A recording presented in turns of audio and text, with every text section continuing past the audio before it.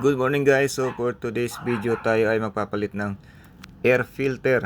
Ayan. So nabili ko lang to sa Lazada guys, around mga 300 plus. So ayan, at makikita nyo, ito yata ay washable. Ayan.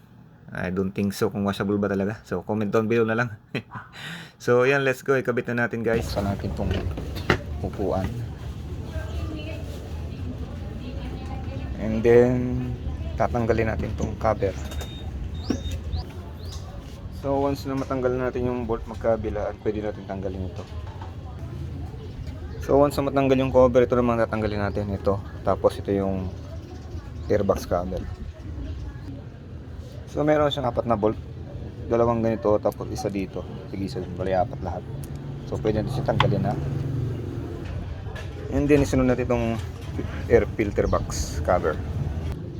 So once na matanggal na yung bolt, ayan, makita natin ang lumang air filter.